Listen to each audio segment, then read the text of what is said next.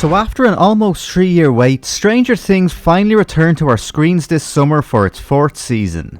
And the season has received mostly positive reviews from critics and fans alike, with many praising it as the show's best since season 1. However, amongst the positive reviews, there is one feature of Stranger Things' 4th season that really seemed to divide opinion. There's no question that right from the beginning of Chapter 1, Season 4 takes on a far darker tone than any of the show's previous seasons. And while the shift in tone was welcomed by most, it did lead to some people expressing the view that it's just too damn scary. So let's take a look at some of the reasons why this series felt so dark, and whether or not it is in fact just too scary. First off, I think it's worth noting that Stranger Things has always been a pretty scary show. Any show that features an evil presence which traps and kills children in an alternate dimension is never going to be for the faint-hearted. However, throughout the first 3 seasons, it always seemed to manage to tread the line between the supernatural and being a show steeped in 80s nostalgia, which had more than a passing resemblance to classic kid buddy movies such as The Goonies or Stand By Me.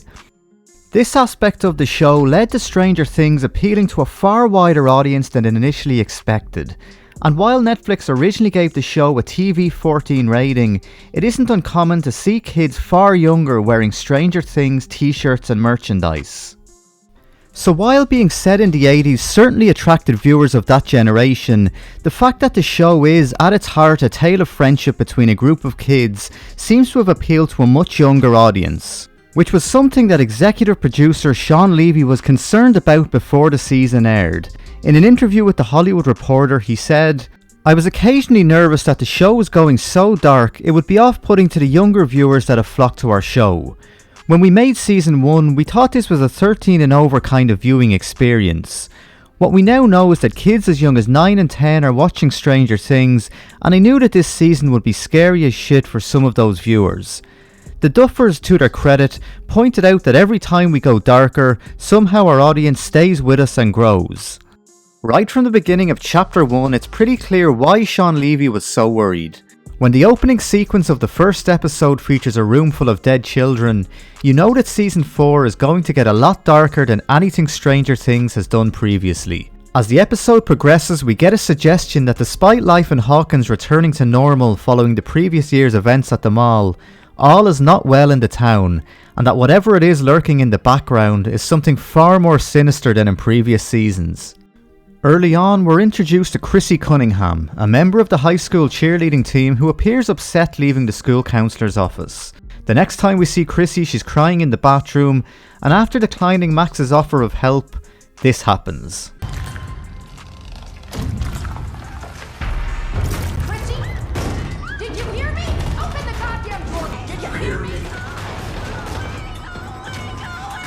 This sequence immediately takes the audience out of their comfort zone and feels like nothing Stranger Things has ever done before. While the horror in Stranger Things up to this point had been based on the supernatural, this sequence veers heavily into psychological horror. Later, when Chrissy sees the grandfather clock filled with spiders, we again get a clue that whatever's going on in Hawkins is something much darker than before.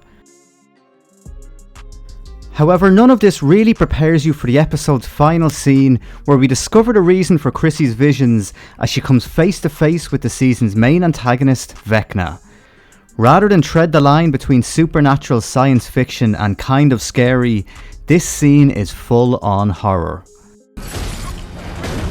The graphic nature of a young girl's bones snapping and eyes popping out caused a pretty big stir online, with some wondering where this version of Stranger Things had gone, and why they'd perhaps just witnessed a horror movie they hadn't signed up to.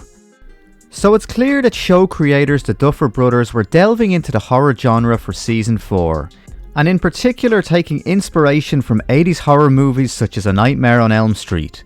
An homage to the 80s classic even coming in the form of casting Robert Englund, the original Freddy Krueger, in the part of Victor Creel.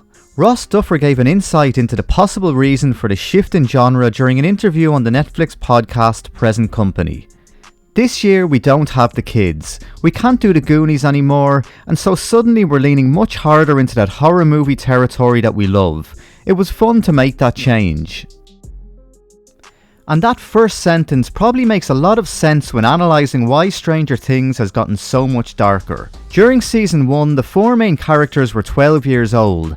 However, by Season 4, these characters are in their freshman year of high school and experiencing all the difficulties that come with being a regular teenager, never mind everything else that these kids have been through. Dustin, Mike and Lucas are all struggling to find their place in high school. Max is dealing with the death of her brother Billy, and Will and Eleven are struggling to adjust to life in California. Being a teenager is hard, and the world can often suddenly seem like a far less innocent and more complicated place, so I guess this season, being seen through the eyes of a group of teenagers as opposed to kids, was always going to take something of a darker tone.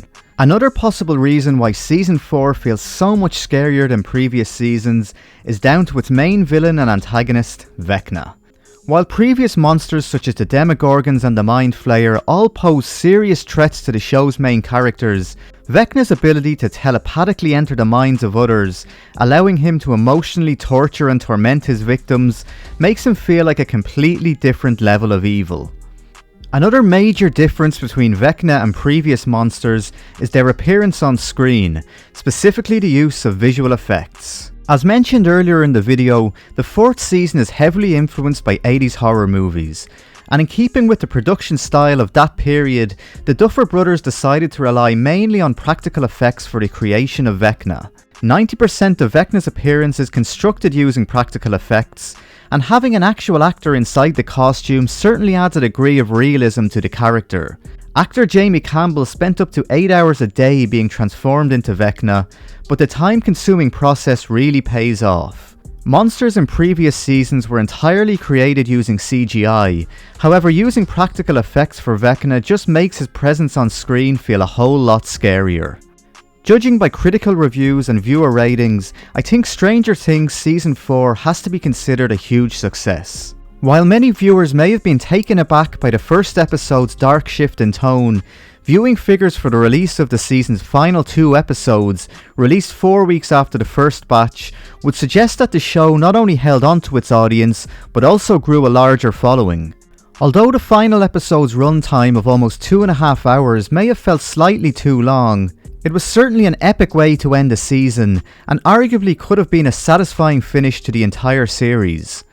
The way the 4th season expands on the show's backstory and addresses unanswered questions about the Upside Down and Eleven's connection to its presence in Hawkins really makes it feel like the most significant season in terms of story development since Season 1. And having been so experimental in altering the tone of the show so significantly, it'll be interesting to see what direction the Duffer brothers decide to go in for the 5th and final season. Thanks for watching. Let me know in the comments what you thought of Stranger Things Season 4, and don't forget to like and subscribe to help the channel grow.